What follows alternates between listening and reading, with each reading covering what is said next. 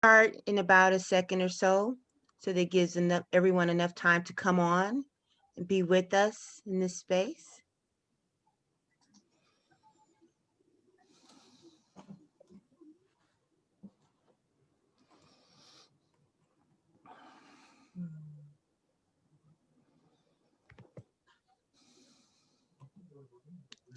It is wonderful to have everybody with us this morning.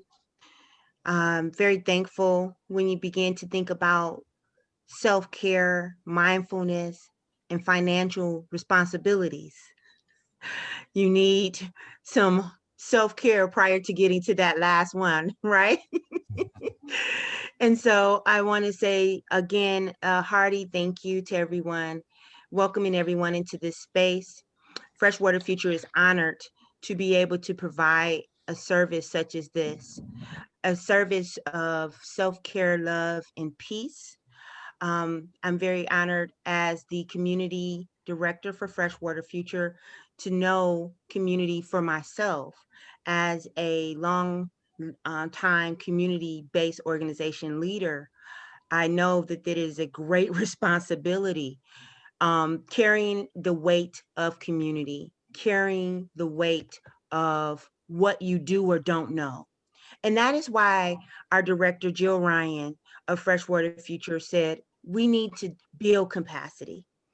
As we begin to talk to each of our community orgs, we needed to understand that there's a need for financial fiduciary responsibility and understanding. And that's something that she has some long history with and wants to share with us that history, wants to share with us that responsibility and knowledge. But understand that this is not a one and done. This is going to be a series of self-care throughout 2021 and right now together. Very thankful to have Jill Ryan with us. We also have the most amazing Jonathan Reclucio all the way from California with us to talk about mindfulness, talk about self-care. Our time together in Rockwood and our time together as he teaches me all about what it means to have personal ecology. How do you take care of you, Alicia, as you take care of everyone else? How do we center ourselves and continue to protect our minds, our bodies, and our spirits in a way that we don't get taken away with that experience? And we can continue to do the good work and not get weary in well doing, as grandmother would say. So, with no further ado, thank you to all of our attendees, to all of our panelists, to the Freshwater Future family, because we could not do this without our tech support, without our communication support, and all of those who are integrated into the success of Freshwater Future. I want to first give to you Alexis Smith, our technology specialist, who is going to walk us through the webinar 101. Then you will be in the hands of John and then Jill Ryan. So thank you for being with us, Alexis. Thank you so much for the great introduction. And thank you to our panelists for being here with us today. Just some housekeeping notes for everyone on this webinar. Just a reminder that during the presentations, all attendees will be muted and will not be allowed to show their video. Towards the end, as we get into more open discussion and, based on panelists' judgment, we may actually open up the lines for communication. So we'll keep an eye on that. But if you have questions or just general comments during the presentations, you are feel free to put questions in the Q&A box or just general questions or comments in the chat box. And then moving forward, we're going to have more of these women water and wellness webinars. And so I strongly encourage everyone to please register for those ahead of time if you're interested in attending more of them. It really helps us with getting you the Zoom information sooner rather than later.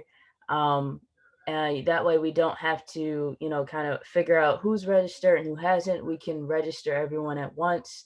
So please, um, when you see the link, and we'll have Leslie, our communications person, post that and send out emails of the registration link, but please register beforehand.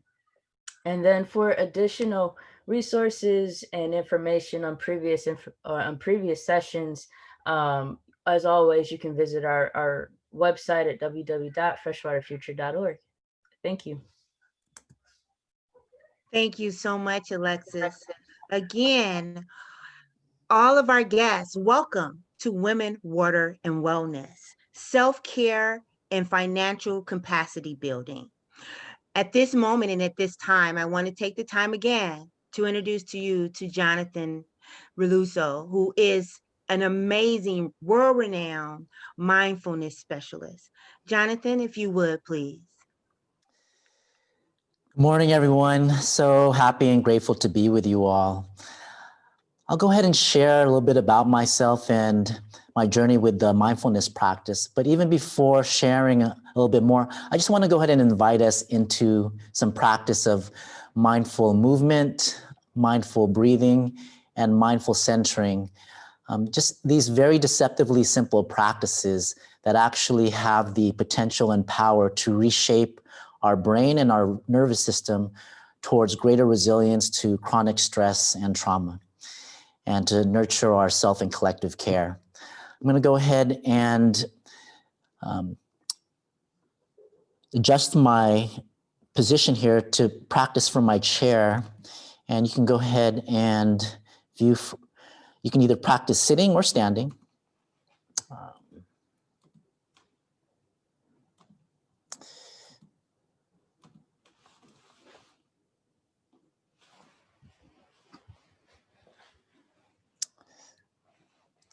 And if you like to go ahead and get a closer view of me, you can go ahead and either pin my video, or it might be already spotlighted. So I just want to invite folks to go ahead and find a comfortable seat. Again, you can practice standing if you like. Just begin feeling the weight of your feet on the floor. You can do that by lifting your heels and the balls of your feet up and down off the floor, on and off the floor. As well as beginning to feel the weight of your body on the chair. And you can do that by shifting your body side to side, and then back and forth, so that you can feel the weight of your body on the chair. Mindfulness is a practice of being present in the moment with intention and without judgment. And then going ahead and finding a place of stillness that feels easy and stable. And then going ahead and relaxing the shoulders over the hips and relaxing the ears over the shoulders. I'm going to invite us into some very simple movements. On your next inhalation, bring your shoulders to your ears, inhaling, shoulders to ears. And then when you exhale, relax and let them go. You can move your shoulders fast or slow. Inhaling, shoulders to ears. And then exhale, relax and let them go. Do 3 more at your own pace. Using your exhalation to release any stress and tension from your shoulders.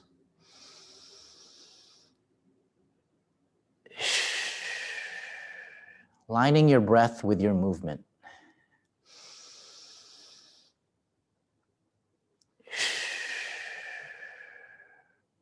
And then when you finish with those 3 rounds, just going ahead and letting go of the movement to receive stillness. And just see if you notice any sensations in your shoulders from doing those movements. Maybe tingling sensations, perhaps no sensation. And just observing with curiosity. I want to invite folks to go ahead and place one hand on your chest and one hand on your belly.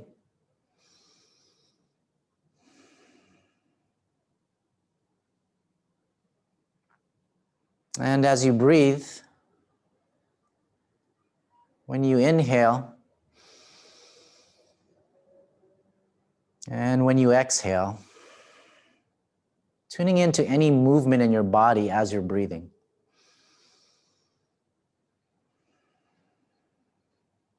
Feeling your breath as it moves in.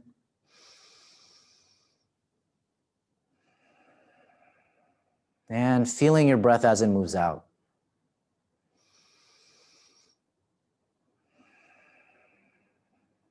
And as you're breathing,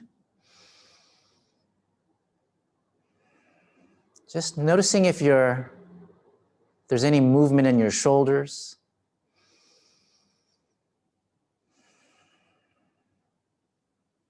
There might be movement in your chest.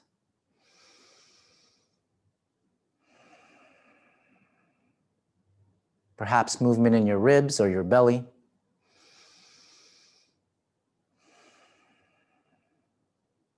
And if you're not noticing any movement, no big deal. Just continue keeping your attention on your breath or where your body's making contact with the floor.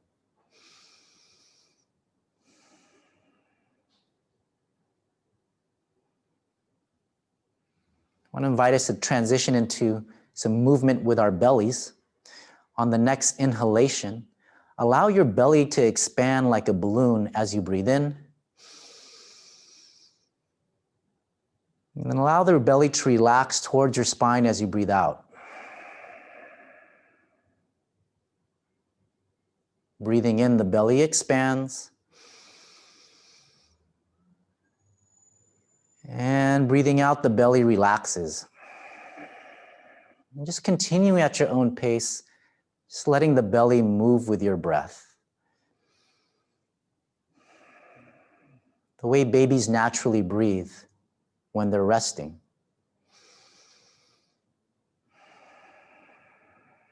Letting babies be our teachers.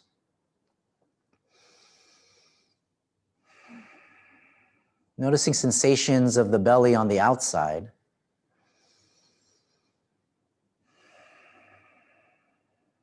And if it feels okay, feeling sensations of the belly from the inside.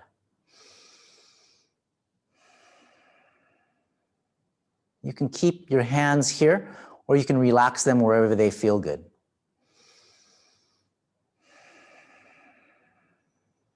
Then after your next exhalation, coming back to the natural pace of your breath, letting your breath feel natural.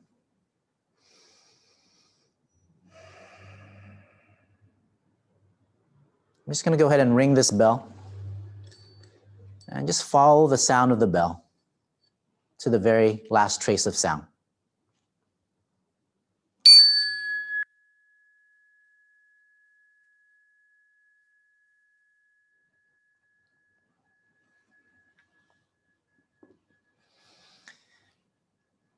And then if your eyes are closed or halfway closed, just going ahead and gently coming back to each other, taking your sweet time.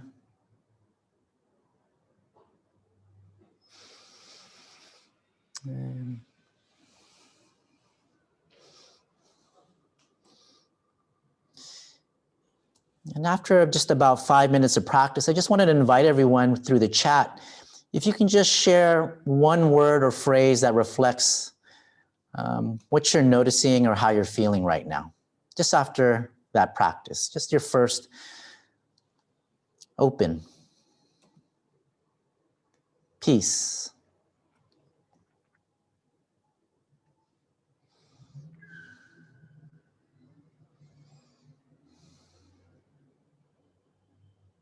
relief, centered, pleasant, relaxed, focus. Right. Calming.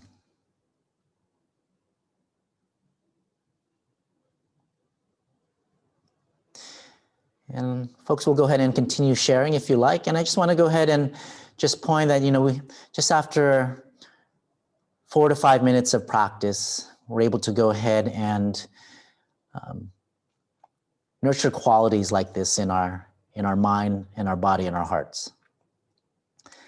So I just want to go ahead and just share a little bit about my journey with this practice. Again, my name is Jonathan Reclucio. So grateful and happy to be practicing with you all.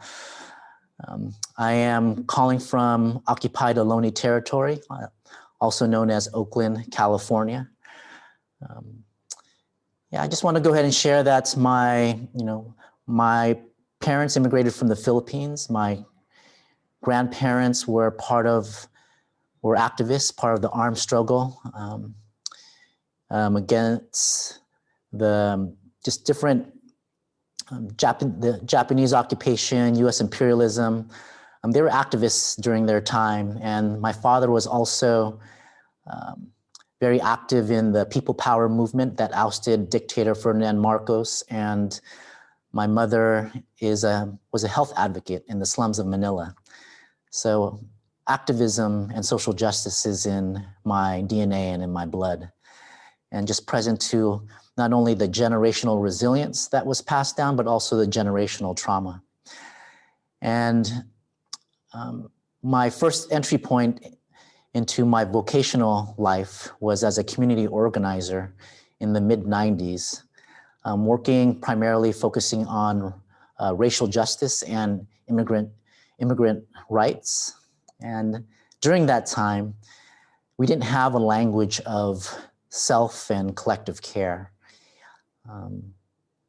I remember just working 80 hours a week, also getting exposed to the vicarious trauma in the field, as well as all that being exacerbated by unresolved childhood trauma. And in my first 5 years of community organizing, I found myself burning out twice. And after my second burnout, there was this family, this Filipino family that was in my life that was the only ones that were exploring the intersection between healing and justice work and organizing work. And they pointed me to practices like mindfulness, meditation, yoga, and qigong. All these practices that integrate the mind, body, heart, and spirit in a way through similar to the practices that we've just began in our first 5 minutes, which will also, I know Donna, and you say you need more and you're stressed out, we'll actually be practicing more during our time together. Absolutely. And so I was able to go ahead and recover my mental, emotional, physical, and spiritual health through these practices. And I re-entered the movement building world for several years. And until I woke up one day and I answered a calling. That was a calling that was asking me to pivot in my life purpose, to support the health and well-being of folks who are working on the front lines of our movements. And so I re-entered supporting people and leaders in education, mental health, social services, working in juvenile detention centers, homeless shelters, mental health clinics. And then when Trump got elected, I was called to go ahead and come back to my roots, to support people on the front lines of social justice, of environmental justice work, and which is what I've been doing for the last 3 to 4 years, returning to my roots, supporting the health and wellness and resilience of folks, like all of you. So just really grateful to be sharing these practices. I'd like to go ahead and share my screen now and just share a little bit about how chronic stress and trauma impact our health and well-being, and how mindfulness mitigates the harmful effects of chronic stress and trauma. I'll go ahead and share my screen.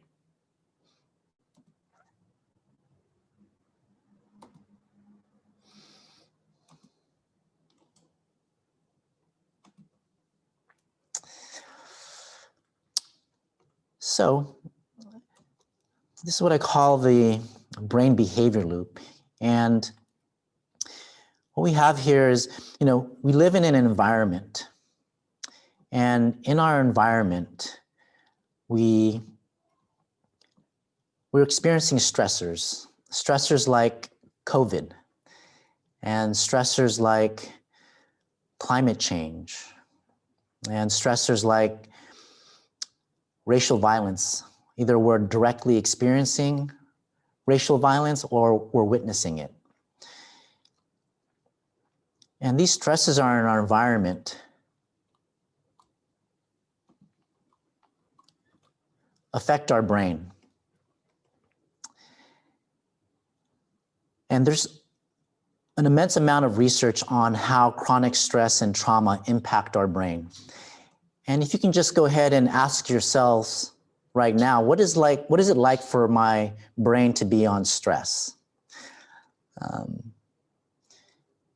And I'll go ahead and highlight 4 primary areas in which chronic stress and chronic stress and trauma impact the brain. And you can just go ahead and actually put in the chat, what are some examples of what come to mind when you're experiencing your brain on stress? I hear exhausting. Thanks, Alicia.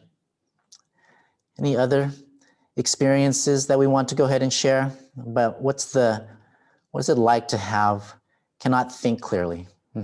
Confused. That's right. Anxious, overwhelming. Yes.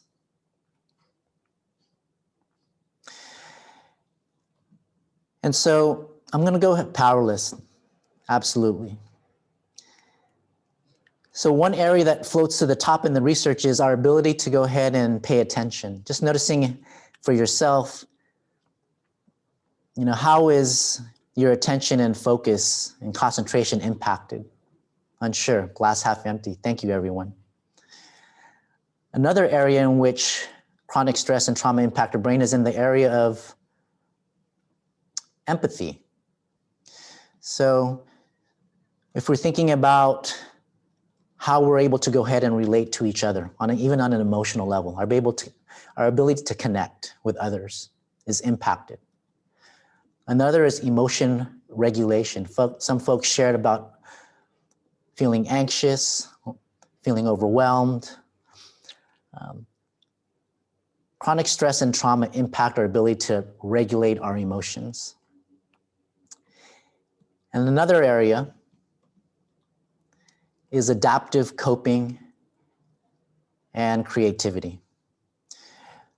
What I mean by adaptive coping is when you think about those times when you're feeling stressed out and you're wanting to go ahead and make a decision on how to deal with your stress, are some folks taking a walk in nature? Again, this is no judgment. This is just giving an example. Are folks going out in nature and calling up a friend and sharing, or are folks going ahead and grabbing a bottle of wine or two with a bag of Lay's potato chips and watching Netflix all night long?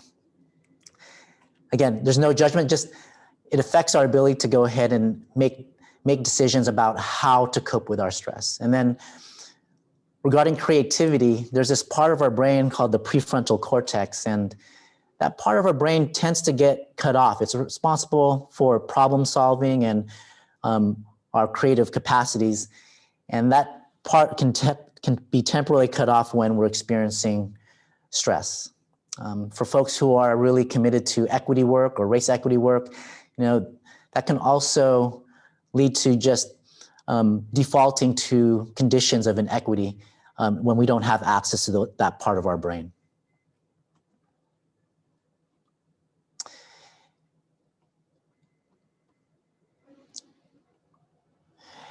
And so here we have the areas of our brain that are impacted by stress and trauma, which then impact our behavior. And if you think about your behavior, what are the ways in which, what actions do you end up doing when your brain is impacted in one or more of these areas? So just a couple of examples of what What's showing up in your behavior when you're impacted, when your attention, empathy, emotion regulation, and coping and creativity is impacted? Can I get a couple examples, please?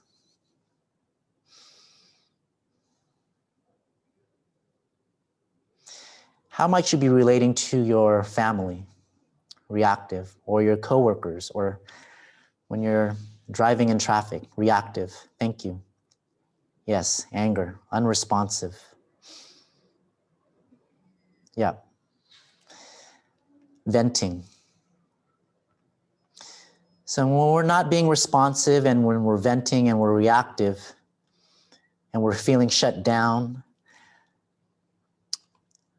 those behaviors then shape our environment. And I'll ask folks, do the stresses in your environment, do they increase, decrease, or stay the same when we're venting, when we're shutting down, when we're withdrawing? Does the stress in our environment increase, decrease, or stay the same? It increases. That's right. So here we have the cycle of stress. I remember also doing this presentation with the gang intervention task force for one of the school districts here in the Bay Area. And they also noticed that the cycle of stress mirrors the cycle of violence. And so what we do with mindfulness is that we actually want to go ahead and introduce a new behavior called mindfulness. Mindfulness is this practice of, again, what I mentioned is paying attention to what's happening in the present moment on purpose, without judgment. And what this does is that it begins with regularity and dosage. We can go ahead and begin to take advantage of a certain quality in our brains called neuroplasticity. We can go ahead and begin actually reshaping the brain at a physiological level. So for example, one of my favorite studies is by Dr. Sarah Laser. She was doing this study when she was teaching over at the University of Michigan.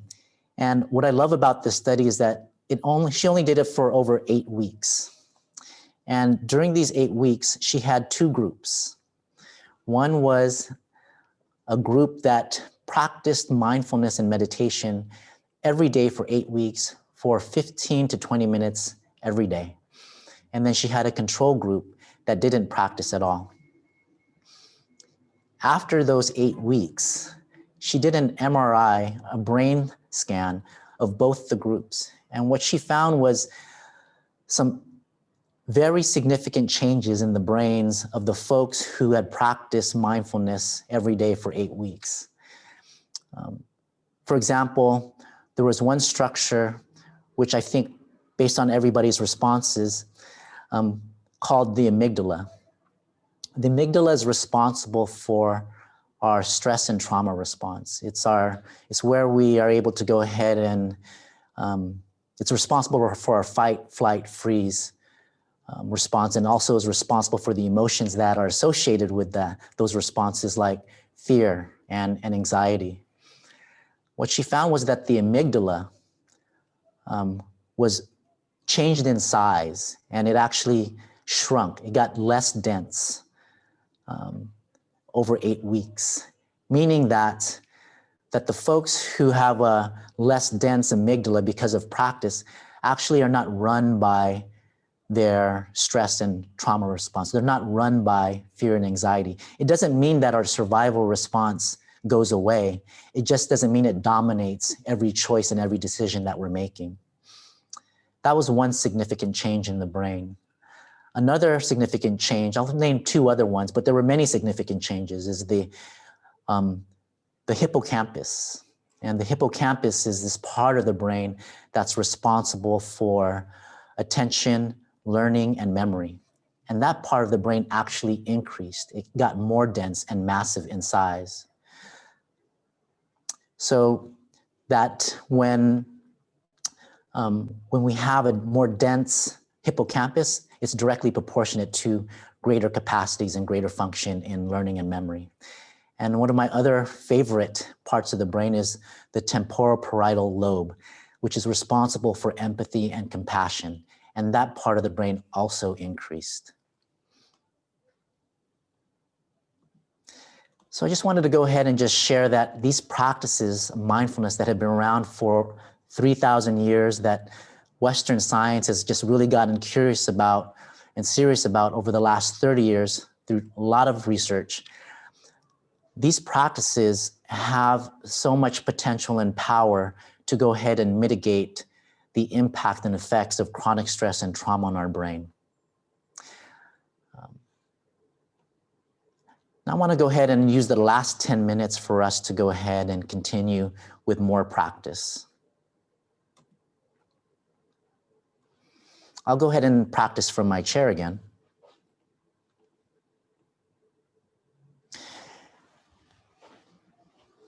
Before I begin, I'll go ahead and demonstrate this movement standing. If you'd like to go ahead and join me standing, feel free. You can also practice in your chair. But I'm going to go ahead and invite us to a practice called vertical trunk twists. So I'm just going to go ahead and twist from left to right and right to left. And then I'm also going to go ahead and incorporate my breath. I'm going to let out a puff of air every time I twist and then inhale in the center. So letting out a puff of air every time you twist and breathe, inhaling in the center.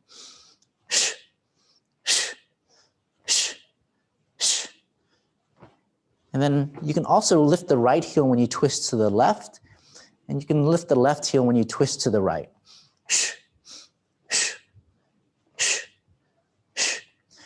And as you're twisting, can you feel the air brush against your skin as you twist?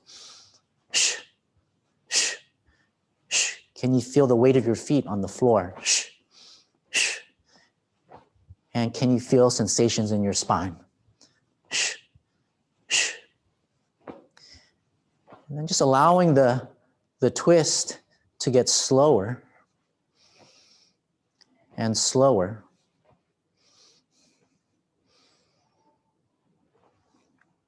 Until you come back to center. And then just taking a moment to let go of the movement and receive stillness. Just noticing and bringing awareness to your arms, your hands and your fingertips. And just noticing if you feel any sensations there. Maybe tingling,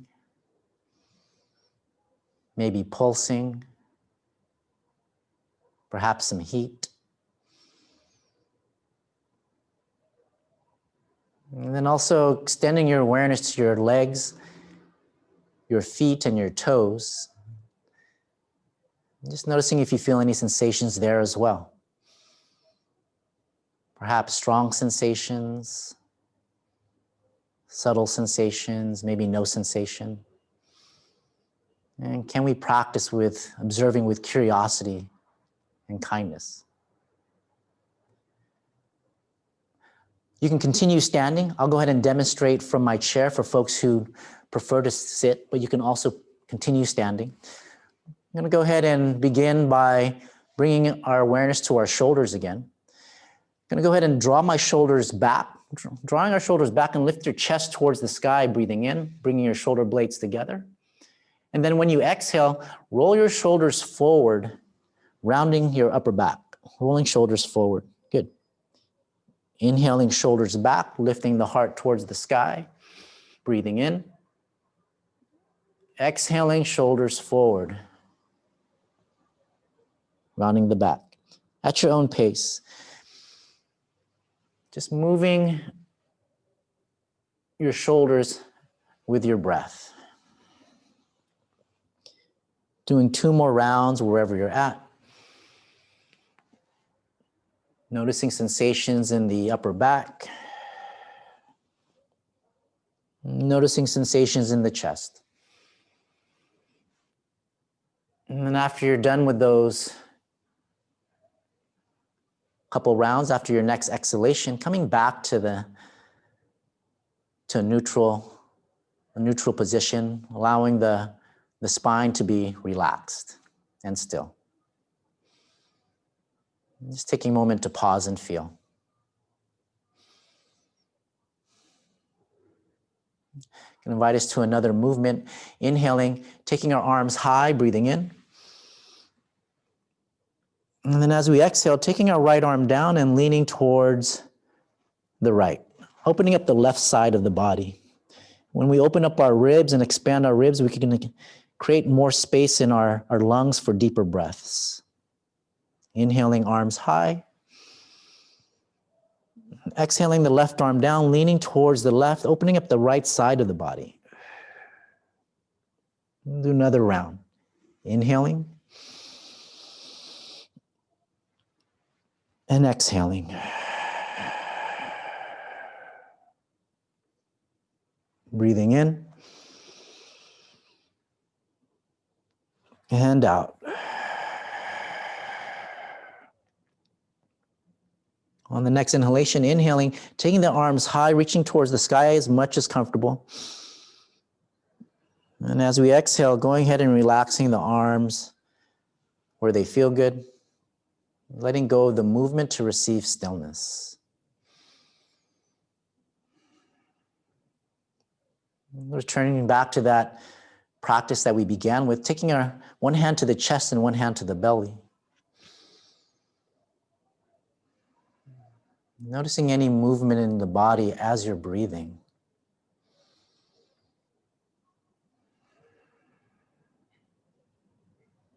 Transitioning into belly breathing. Inhaling, allowing the belly to expand as we breathe in. Allowing the belly to relax towards the spine as we breathe out.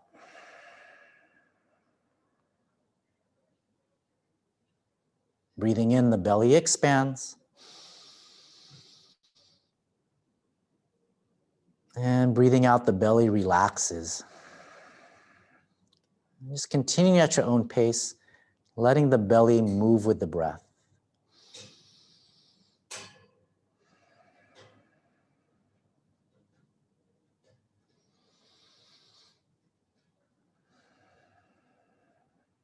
On the next inhalation, inhaling at the count of 3, the belly expands.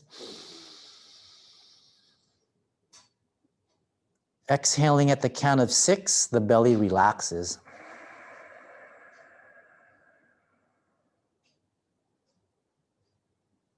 Inhaling 3, the belly expands.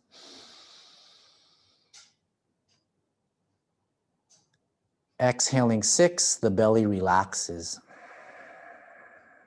At your own pace for 2 more rounds, just letting the out breath be twice as long as the in breath, adding rhythm to your breath. Letting the out breath be long.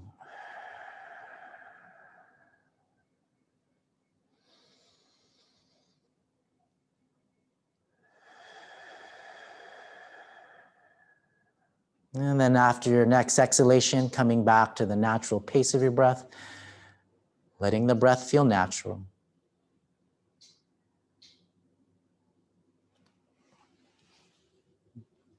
Just taking a moment to notice how the body feels. Noticing how the breath feels. Noticing how the mind and the heart feel. I'm just going to go ahead and ring this bell, and at the sound of the bell, just following the sound to the very last trace of sound.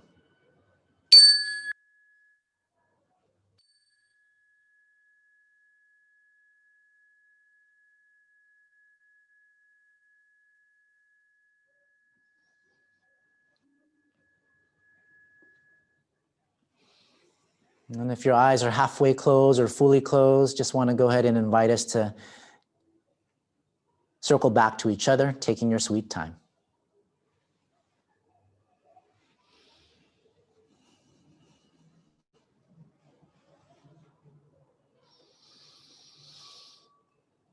And if folks would want to go ahead and just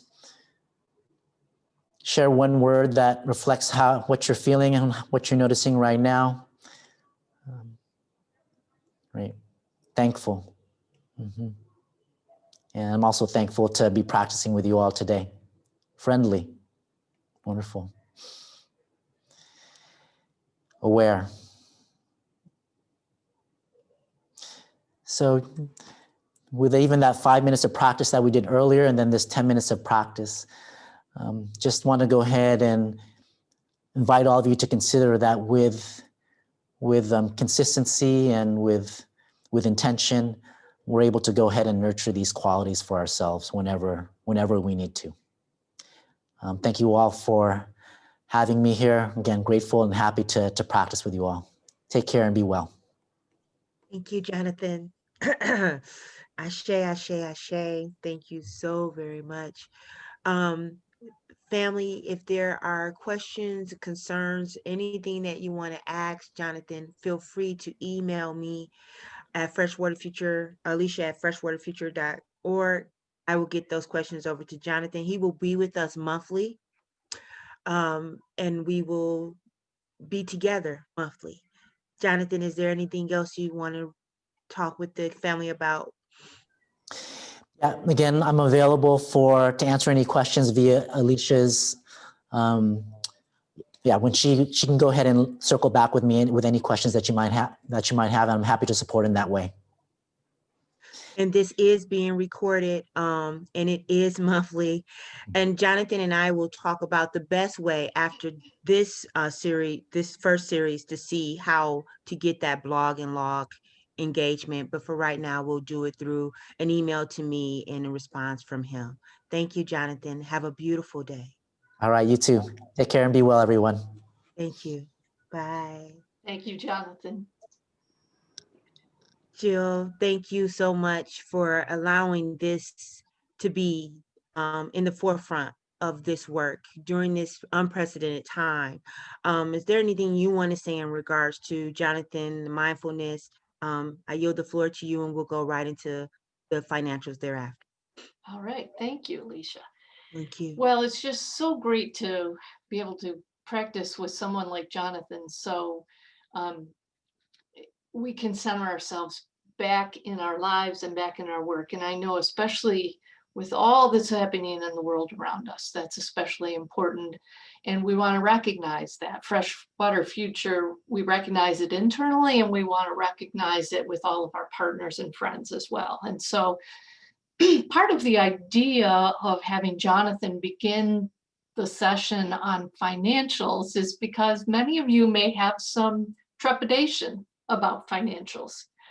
And our goal today is to keep the calm that Jonathan helped us create just now, as we think about our financials, by giving you a way to create systems that can help you in the task of tracking and reporting and take away that anxiety. So that's our goal. Now, I won't be able to get to everything today. Obviously, this is a short session, but what we're going to do is go over the big pieces. What do you have to do legally? What are most organizations using for these tools? That sort of level of work today. And then we're going to be asking further questions about, would you like to go in more depth? And we have some options for how we could do that if you want to go further with this work. But I want to begin with a little bit about my work in financial tracking. I am not an accountant or bookkeeper. I am trained in toxicology, biology, and law. So there's no reason that I'm the one doing this from a perspective of here's how you keep books. But the reality is all of us who are responsible for this, either because it's our job or because of our volunteer roles, we get pulled into doing this. And we can either learn tools to help us really thrive and excel with it, or we can get really overwhelmed. I get overwhelmed with email. I don't have great tools for that. But for financials, there are really good tools to help. And so that's what we're going to talk about today. I want to acknowledge someone who's on with us today, which is Henrietta Saunders. Hank, it's so good to have you here on this. It was about 2 years ago that Hank actually suggested we have this type of training for women in particular. And so we're grateful for that guidance and leadership. And it's taken us a long time to actually figure out how to do it, but we're starting today, and we'll be continuing on multiple topics over the next year, some in more depth and some in less depth. How did I get into doing this stuff? I've been doing it for about 25 years. So that's part of it. It's just practice. But originally I was trained in my job with the Girl Scouts, and they are experts at nonprofit management. And so I learned a lot of this stuff with National Girl Scouts. And so I'm happy to acknowledge them for that. So I'm going to jump right in. I want to say that I'm here today, actually in Jamestown, New York, which is the land of the Seneca people. And I thank them for all they've done to sustain this place. And I'm very privileged to be able to talk to you from there today. As we look at nonprofit financials, we're going to look at what's legally required. So I know some of you are probably worried about that. And so we're going to talk about that today. What are the big things you really must do? And we're going to talk about how do we keep it as simple as possible so that it is not stressing you out, adding to your stressors. So that's our goal for the day. But first, I want to learn a little bit more about who's on the phone or on the video. So I'm going to turn it over to Alexis to do some polling questions just so we have a better sense of who we are. So if you'll go ahead and answer these questions, they should pop up on your screen. Is your organization a 501c3? If you don't know, just select no.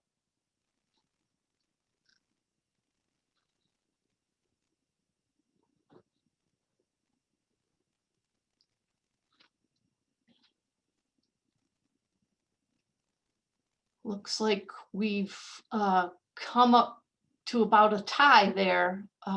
So that's good. We have, maybe a little more, a few more, or one more that's not a C3. So that's helpful to me to know, because there are different requirements and you might have questions about becoming one. So that's wonderful. Thank you. If we could go to the next question.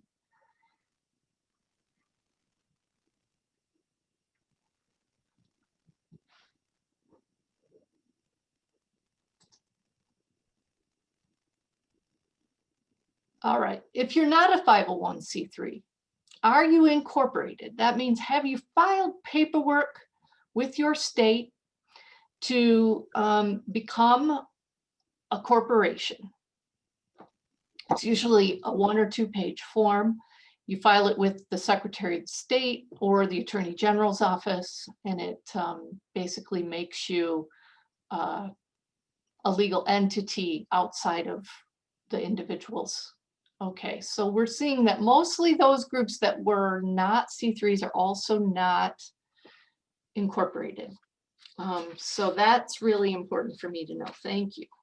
So almost all of those were not incorporated. If we could go to the next one, Alexis. Does your organization have bookkeeping software? This would be, there are lots of them, but one of the most popular is QuickBooks. I see lots of people say yes, that's great, but a few of us are saying no, and that's good to know. All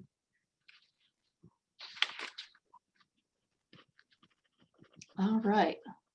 And by the way, just in case you're curious about some of these things, we'll capture this information in this generic way while we're doing it today. So if you want to look back at it later, you can compare.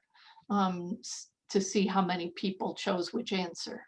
So it looks like, again, 5 of us have bookkeeping software and 4 don't. So very helpful. Next question, Alexis.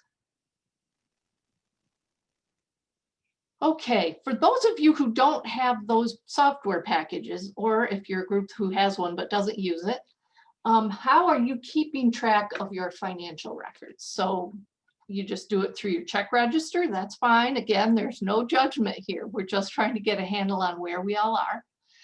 A lot of you, it looks like, are using Excel. Are any of you using bank statements, just putting it in a Word document? Do you pay someone to do this for you? It looks like most of you are doing Excel, and maybe some of you aren't yet able to keep those records, and that's okay too. All right, let's move on then to the next question. All right, so who is it that is responsible in your organization for submitting your state annual reports if you're a corporation, and your federal Form 990 if you're a 501c3? If you're not either of those things, you don't have to do those. And that's one of the benefits of not having that form.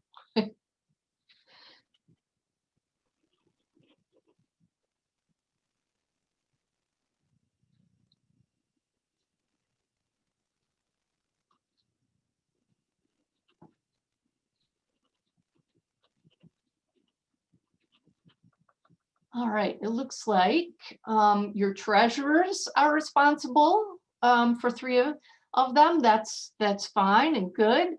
I think your staff members, if you have staff, that's great. Those people that are there at the office, they have time, hopefully, to do that on their job description. I see we don't have any that have the whole board or the finance committee.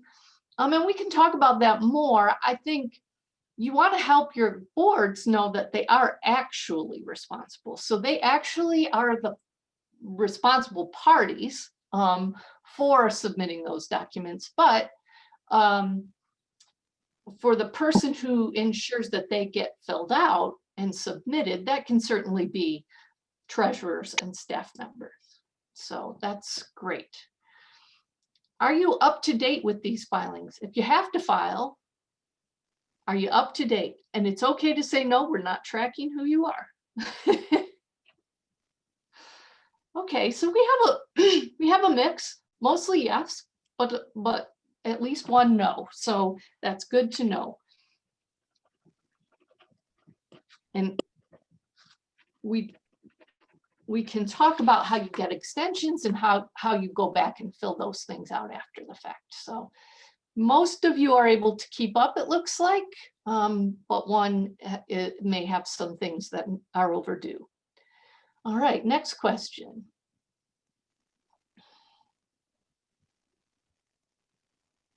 All right, this is just for me to understand who all of you are.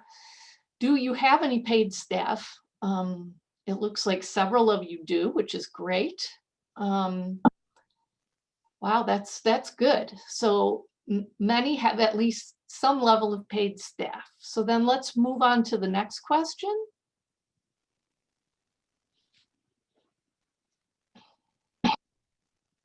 And this is just approximately how many full-time equivalents. Are you 1 or less, 2 to 3, or 3 plus, or we know some are none? All right, so we have a few that have 3 or more, a few have none, and half of you have 1 or less. So that's really helpful. Thank you for filling all that out. I think that was the end of our polling questions. Is that right, Alexis? We have one more, I think. Oh, one more, okay. Oh, right, yes, this is helpful. Who's in charge of financial decisions and keeping those records? And they may be 2 different people, but just pick who does most of these things. For example, at Freshwater Future, I make financial decisions up to $10,000. Beyond that, I need board approval. So it looks like boards, finance committee, you have staff members doing that, probably in a leadership role. That's great. Okay, I think we can, beautiful. 5 have staff members doing it, which is wonderful. We don't want to hamstring them by making them have to go find board members. But where you don't have staff members, obviously it's great to see that the finance committee and the whole board are pitching in there. So excellent. Thank you again, Alexis, for all of that. So given that, we know each other just a little bit better in terms of our organizations now, we're going to jump right in. We're committed to having you having to finish on time, and we will do that. So who cares if you have a 501c3 or not? Well, there are several reasons to care. Here are some pros. 501c3 organizations, and by the way, I present it this way because it's just the legal formality. Organizations that have this status, 501c3, that's just a section of law. So if you wonder why that crazy name is given to our organizations, that's why. It's in the federal code. But what it means is that we don't have to pay taxes on income as long as we're spending that on our mission-related charitable expenses. You can also, as a benefit, provide receipts for donations that can be taken off, sometimes taken off taken off taxes. And so that's a definite benefit for some of your donors. To me, one of the biggest reasons, though, is it helps limit your personal liability. We're going to talk about that more in terms of incorporation. But one of the things we're very excited to help groups with is getting incorporated so that you limit your personal liability. And there are parts of the federal law that help that with C3s as well. The other thing is a lot of grant-making entities, whether they're government or private foundations, and even some donors, they only want to give to 501c3s. So it does open up more doors generally for donations. So those are the pros of, do you want to have a C3 or not? Next slide, please.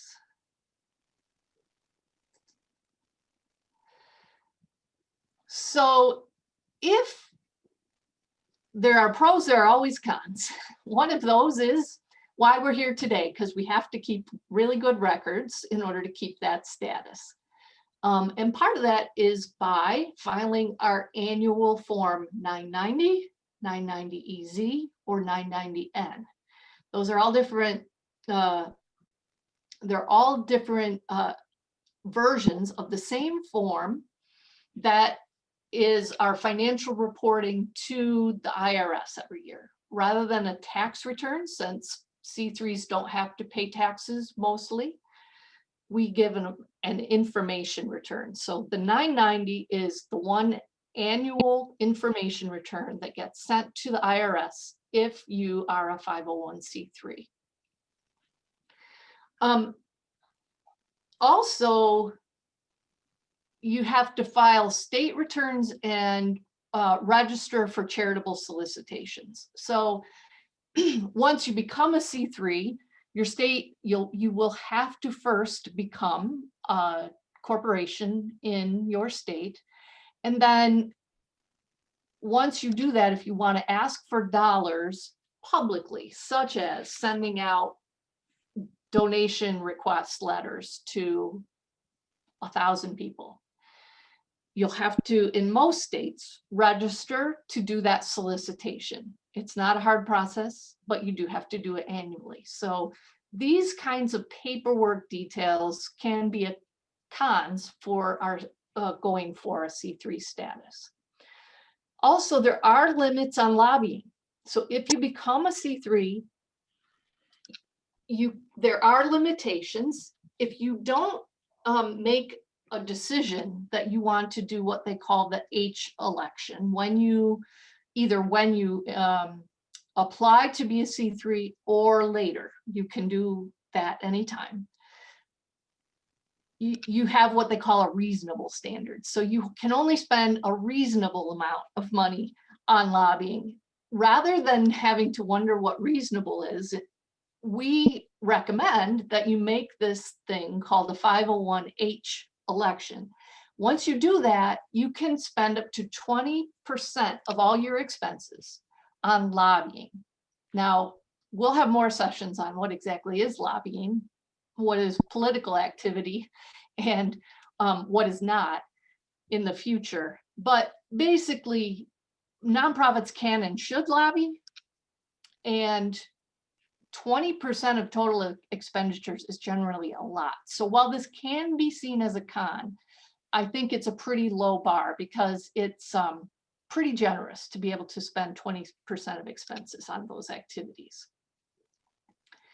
There is also an absolute prohibition on electoral politics.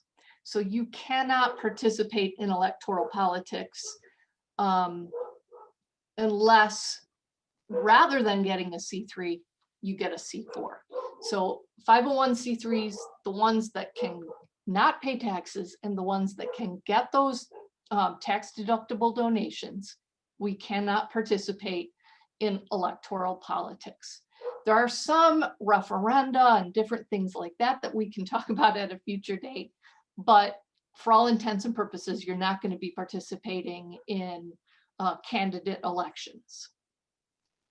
You also sometimes, when you grow big enough, have to secure audits. And that's comes under requirements of the state. They have requirements for nonprofits. And in Michigan, for example, it's over 500,000. So until your total expenses exceed 500,000, you don't have to worry about an audit. Now, this is an outside audit that you pay a professional auditor or CPA to conduct. The other potential con is shared control, because you have a board who is responsible for decisions, for financials, for the well-being of the organization, and that should be a shared endeavor. I see that as a good thing. Our board is very helpful to us. And so it all depends on how you look at some of these things. So those are the pros and cons of becoming a C3. Next slide, please. So I'm going to go back to incorporation. So I'm really talking now to those of you who may have said you're not incorporated. So I want to give you several hints and tips about this. One, it's quick and easy. Because this applies to for-profit corporations generally as well, it's an easy process. It usually is a 1 or 2 page form. You can get it back in 1 day, maybe now a week or 2 weeks at the most. That means you're a corporation. It's if you've done the work of becoming an organization with a mission, it should be pretty easy. And we can help you with that through our consulting work and by providing examples of materials that you would have to submit. Here's the key. If you are conducting activities without incorporating, you risk your own personal assets.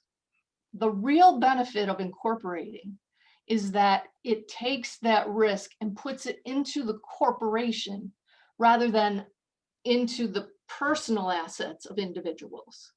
And so, you know, you have to be reasonable, you have to make good decisions, you have to be a good fiduciary. But as long as you're doing those things, if somebody were to sue you or to come after a debt, they couldn't come after you individually. They would have to come after the corporation. And that's not true. There's no other entity if you're not incorporated. So this is, to me, a really big piece. And we're happy to help anyone figure out how to get through that, because that personal protection is really critical. It's also the first step in becoming a 501c3. So if you're thinking about becoming a C3, it's a good idea to incorporate and get that step taken care of. And I also just want to mention that if you've incorporated, and you know you want to be a C3, but you haven't applied, you have 15 months after incorporating to do that, and then you can get an extension of 12 months. You can still do it after that, but it becomes a bigger process and you need a lot more information about your past activities. So you want to do that, within the first couple of years. Next slide, please. All right, we're finally getting to the financials. This is what you've been waiting for, right? This is what gets everyone jazzed, is keeping track of financials. Well, probably not. But what we want to talk about today, and we've already started talking about the legalities. We want to talk about how to stay relaxed with your financials, but still be able to report, stay legal, and give you a peace of mind that the money is being spent how it should be. So first of all, let's go back to the reports. You have to file those information returns we were talking about. And those are really easy when you're small. I didn't ask about, in our polling, I didn't ask about the income of your organizations or your expenses, but that is what determines which form you fill out. And when you first start, you may be very small. You may have $10,000 or $20,000 in income and expenses. And at that point, the IRS allows you to file what they call a postcard return. And literally, you just get online, answer a few questions about your board members. You don't have to put in any financial information, and you're done. It's a very easy process. But the problem is they're going to ask you for more if you grow. So if you get above 50,000, that game changes a little. And so that's one of the big things we'll talk about today is what do you need to track even when you're small so that you have it for when you grow. The other reason we have to keep these records is states want this. States who incorporate nonprofits, they want to know that financial information as well. And so you'll have to file some of that with them. If you don't file, and a lot of people don't realize this, if you're a corporation and you don't become a 501c3, you will likely have to pay taxes. The organization will have to pay corporate income taxes on those revenues. So that's one reason that we really want to pay attention to this.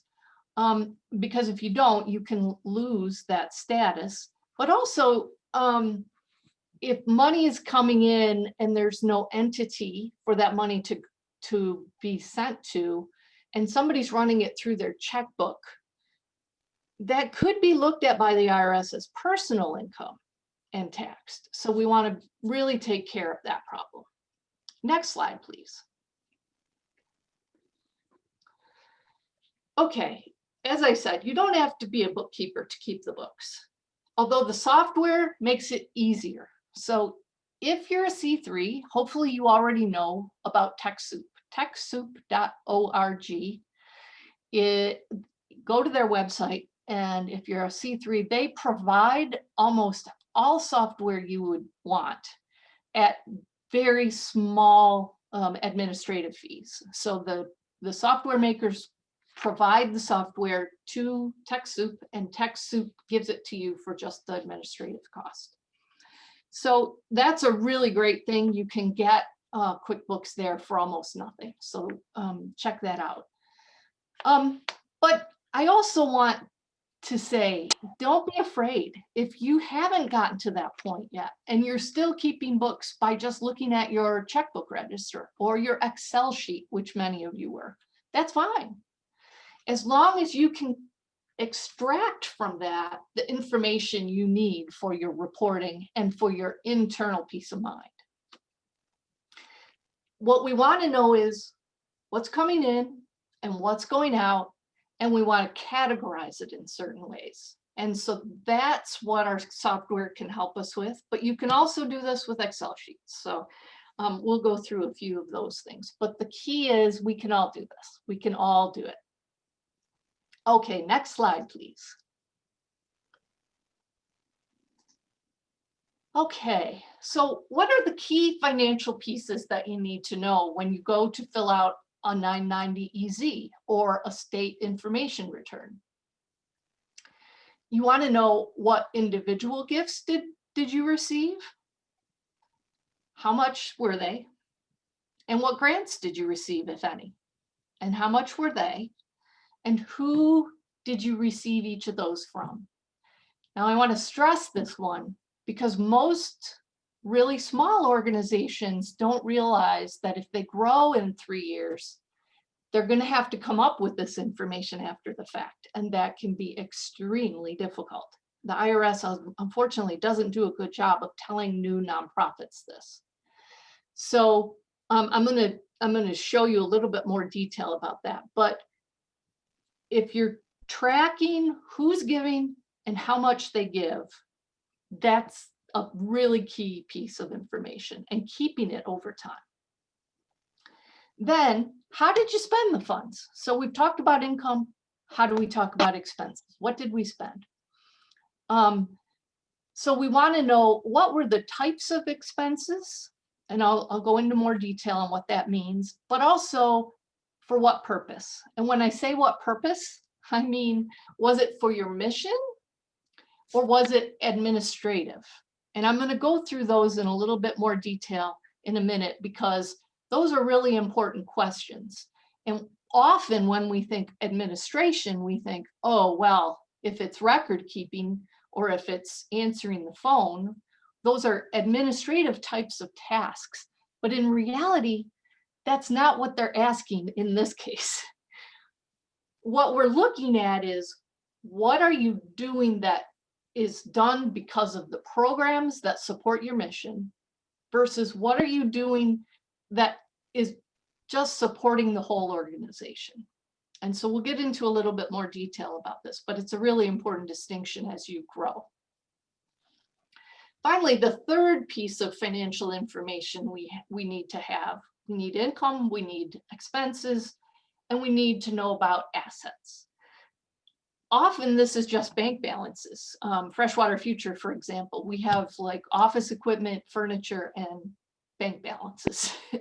So as long as you know what was the information, what was the balance in each of your accounts on the first day of your fiscal year, and what was the balance in each of those accounts on the last day of your fiscal year.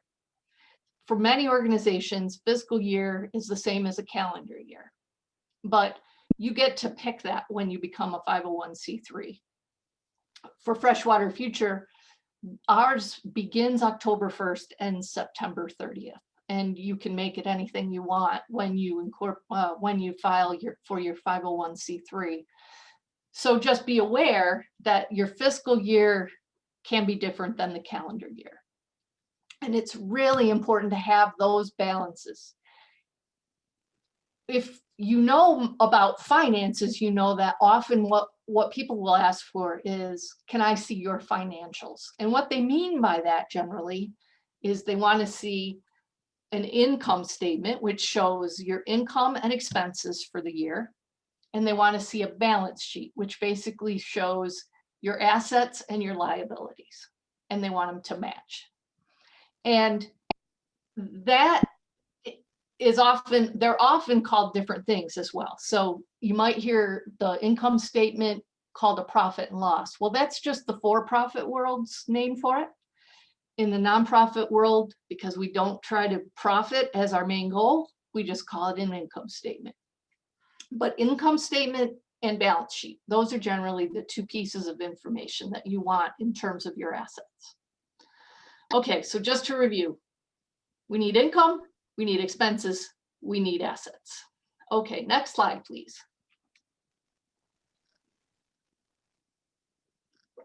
So This could be considered a simple income statement. It shows our income, it shows our expenses, and it shows what the difference was, what we either gained or lost. It also shows our budget. So a lot of groups get really confused about budgeting. And the easiest thing I can say to you is that budgeting is a guess. It's always a guess.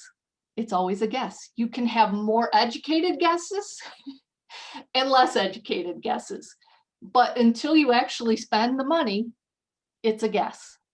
And so that's why often these financial statements will both show budget and actual, because it's very difficult to know upfront what you're going to spend in each line item. In this case, I just made up a very simple budget to show you that you can make these up. And you just use the categories on the left, grants, donations, in-kind, those sorts of things that make sense for your organization. And the same with expenses. So you obviously don't have to have a personnel line if you don't have personnel. So for this budget, I generously budgeted 10,000 in grants. The actual side shows me that we didn't get all of that in. And so that's just the reality. So that's where things become no longer a guess once the money is in the bank or the expense is written. So in this case, we budgeted 15,500. We actually took in 10,200. Now I made it a balanced budget just because many funders like nonprofits to have balanced budgets. But you can also have planned to have more income than expenses, and that's okay. But they may make you put in some additional line items just to show that you can run a balanced budget. So on the expense side, we budgeted personnel at 13,700. But because we didn't get as much money in, we decided to only spend 8,500. So you see 8,500 there. In supplies, however, we only thought we'd spend 500, but we really had to spend 750. Well, that's okay. You didn't budget it, but you needed it. So as long as you have the money, either in your income or in your bank account prior to this, you're okay. You can spend that extra money. And that's where your board can come in and help you with those decisions. And you can see that the actual winds up being a net loss. So our income, 10,200, was 5,300 less than I budgeted. And I think a really smart way to budget is always thinking conservatively. And I mean fiscally conservatively. I budget thinking that I'm only going to put things in my income on my budget if I'm pretty sure I'm going to have them come in. On the expense side, I put everything in that we could want. That's conservative budgeting. If we get more in because we did work and I was being conservative, that's great. You can amend a budget. And on the expense side, I like to make sure that I have the money in that we need. And if we have to make cuts, then we'll make those cuts when we realize that. Just doing a time check. All right. So that's basically an income statement. It's also basically a budget. So I hope you see that these things can be done easily. This could be done in Excel. In fact, that's how I do all of our budgeting, is through Excel. And we even give our board members Excel spreadsheets for our monthly financials. Okay, next slide, please. All right, when you file with the IRS, they're going to ask you to kind of create through the 990, the income statement. They ask you for specific line items. They're very few, and then they have other. And so you have to put it into their line items and then explain what you had in other, which is fine. You don't have to match all of their line items. You have to know what your bank balances and other assets were at the beginning and the end. So those we talked about. Then we go back to the who gave what for both organizations like foundations, governments, corporations who may be giving gifts, and for individuals. You have to know who gave what and how much, and the date, so that you can track all of that, because there's this little thing called the public support test. And for most 501c3s, we have to meet that test, which means about 1/3 of our income on an average over 5 years has to come from small donations or government funding or other C3 organizations. And we'll probably be doing an in-depth session on the public support test in the future. So if you're concerned about the public support test, we can talk that in the future. But that's why you're tracking those things, so that once you're having to go beyond the postcard filing or the 990N, you have the information, because it is a rolling 5-year average. So if you start doing the 990EZ in your 4th year, you have to know the previous 3 years of gifts as well. And then we get to this distinction between administration and mission expenses. So when you get a grant, for example, you want to plan all the expenses on that. Now, that might be a contractor, supplies, lights and rent, and somebody has to be keeping the books about that grant. So a piece of bookkeeping and a piece of rent and a piece of all the things that might seem like they're not program related, they are related, because you must have those things to carry on your programs. So we like to think of it as a pie. If you have a whole pie, you want your administrative expenses to be about 10% for the organization as a whole. So that would be like the audit. That's to keep your organization going. So that's an administrative expense. But if you have a staff person who is tracking all of the expenses and income from a grant, for example, those expenses are grant related, because it's work directly for that program, because you must track and manage your programs as well as carry them out. So keep that in mind, that just because it seems like an administrative task, you don't want to make that distinction necessarily in your books, because the IRS and donors are looking at how much does an organization spend on fundraising and how much do they spend on administration. And although I don't completely agree with them on this, many of them want that to be 10% or less for each. So 10% on fundraising, 10% on admin. There are reasons to spend more, but again, that's another session for more depth.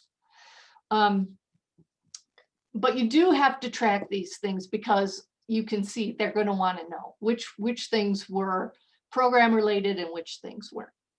Next slide, please. Okay, I said I was going to talk a little bit more about these forms from the IRS. If you're not incorporated and you're not a C3, you don't have to fill out any of these. But if you are a C3, if your receipts are normally less than 50,000, if you have a year where it's 60, but you think it's going to go down next year, you can still file the N. And that's the postcard where you don't have to provide any financials. Very easy. but just make sure you're tracking that information and saving it for later years. Then there's the next step up is the 990 EZ. This is where you begin to need to track all of those donors and their amounts, and that's for the public support test. And that starts at 50,000. So between 50,000 and gross receipts under 200,000, you're still going to be reporting that information, and the form gets more in depth. And then the ultimate is when your gross receipts get above 200,000, then you're going to do the full 990. So, and if you start having to have an audit anyway, often your auditor will fill these forms out for you, which makes things much easier. But when you're small and things are simple, that's not needed. You also have to do your state information filings that we've alluded to. And then one thing that a lot of people don't realize is if you're a nonprofit in your state or a charitable 501c3, and you're going to go out and do these solicitations for dollars publicly, that doesn't mean you have to do radio ads, but it's sending out to lists and things like that. You have to register with the Attorney General of every state where you will do that solicitation, and you have to do that annually. It's not terribly hard, but it's an important piece because they're wanting to make sure that there aren't unscrupulous people out there asking for money and pretending to be nonprofits.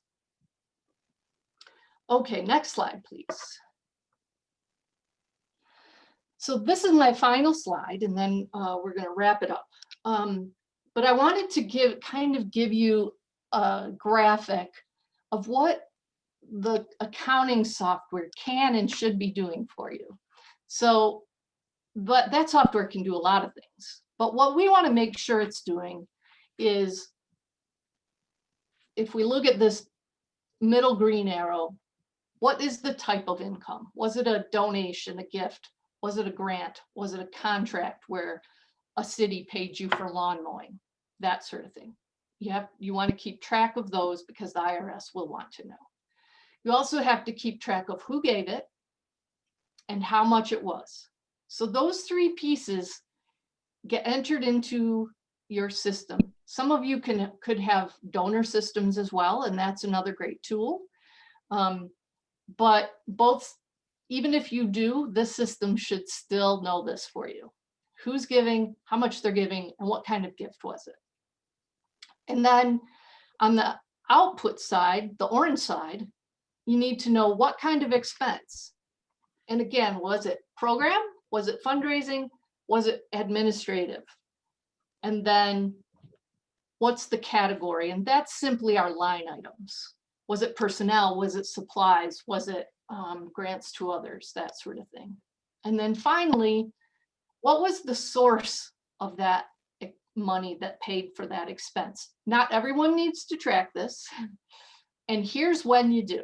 If you have generally funds from a foundation, they're going to want to know how they were spent. And so the other thing that accounting software can do for you simultaneous with all of this other stuff is track where did the money come from, and then where were those particular funds spent. And so we're not going to go into how you do that, but that is a function that if you begin to get those larger grants and larger gifts and people want you to report on them, this will be a very helpful tool for those kinds of reports. So I know we're almost at the hour, and I'm going to stay on for those of you who may want questions, if you're available to stay on. And remember, we're going to do more of these, and we're going to potentially go in depth if you want to go in depth. Right now, while you're still online, I would like, Alexis, do we have that last poll question queued up? Because I'd like to just get some feedback from you. Yep, give me one sec. Otherwise, I can do it in the chat too, Alexis.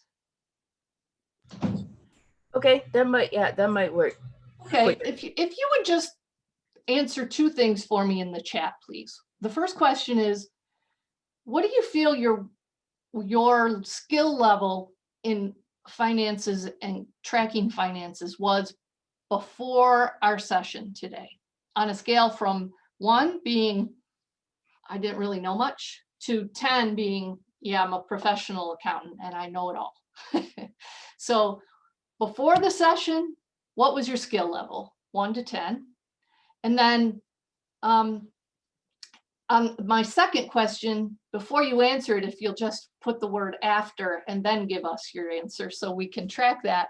But what was your skill level at after? So that'll help me understand, was this helpful to all of you? So before, just put the numeral in, and then after, write the word after with another numeral. I just want to thank all of you for attending. We're so excited to be kicking off this year-long set of capacity building workshops and self-care workshops. It's so important for us all to be taking care while there's so much happening in the world around us. And so we're just grateful that you were able to take a little time out today to be with us. We want to know if this was helpful. And we also want to know, we'll be sending out a little survey in the next couple of days to ask you, how can we improve and what would you like next? Would you like more depth on something? Would you like a different topic? Because we want to make this really interactive and make it something that helps all of your organizations and helps all of you as the leaders of those organizations. So I know that was a lot to take in. Hopefully it was of some use. And I just want to thank again, Alicia for pulling this together and moderating today, and all of our staff for making it flow seamlessly, and all of our participants for being here. Thank you. We appreciate all you do in the world, and we look forward to our next time. Alicia, back to you. Thank you so much. This was wonderful. We are going to do this together. As you provide information about what you want to see, what you need to know, we are going to have those monthly. This series is about you.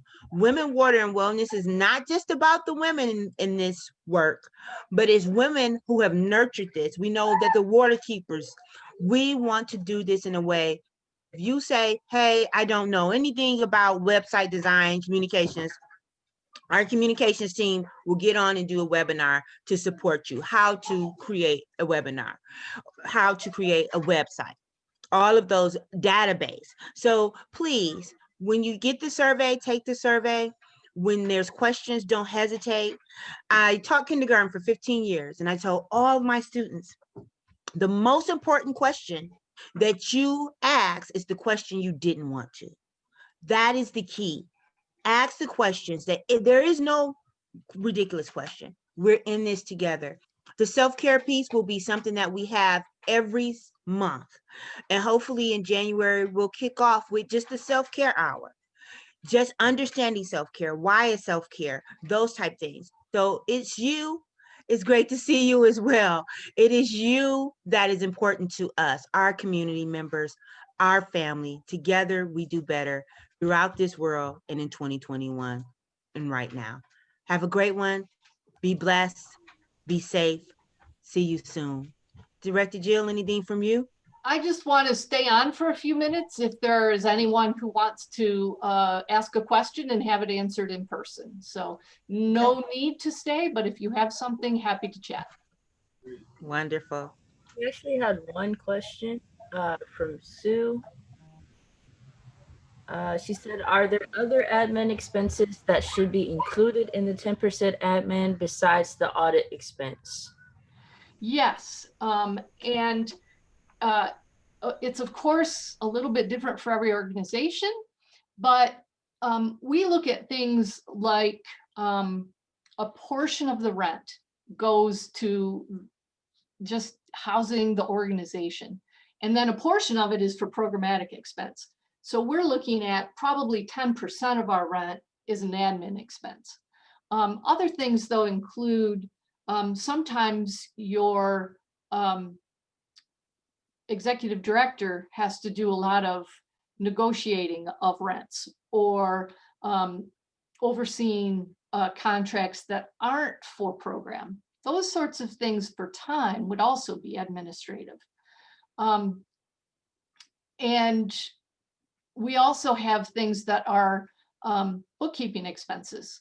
If they're specific to a grant, we want them funded by that grant. But if they're for the whole, we're going to put those as administrative expenses. So there's some detail to that, but hopefully that gives you a better idea. Thanks for that great question, Sue. Anyone else? Are the mics open, Alexis? I can. Yep. I know I'm off script, so.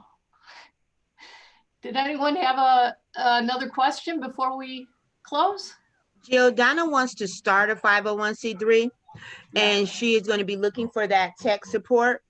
So I just let her know in the chat box that we'll be looking forward to supporting her and to reach out. So Donna, if you have a question, please feel free to ask.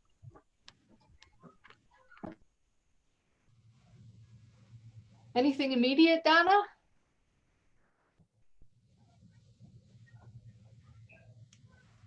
What I'll just tell you is a couple of things that might be helpful to look at as you are preparing to go through this process. One is, what does your state require? So you can just look up online how to incorporate usually, and they'll tell you. And you want to make sure you're looking at for a nonprofit corporation. So that's one good thing to look at. The other thing is the form that we file to create a 501c3 is form 1023, and you can pick that up off the IRS website and you can read through it, and that can kind of help you see the type of information you'll have to provide. But yes, we would be happy to work with you. I do a lot of those, have done many of them over the years, and so would be happy to help. Any other questions? I see so many friends on here. Donna Reverend doesn't have Whitney, Commissioner Adams. What a great group. I'm so pleased that everybody was able to get on today. I'm sorry, what were you saying, Alicia? Donna doesn't have my audio, but Commissioner Adams said put her in the class with Donna. That was another thing that, you know, is there a need for a financial fiduciary financial responsibility course? And so it's looking like that may be the case. Yeah, which would be a lot of fun. I know it doesn't sound it, but it is actually fun to feel like you have a system that backs you up.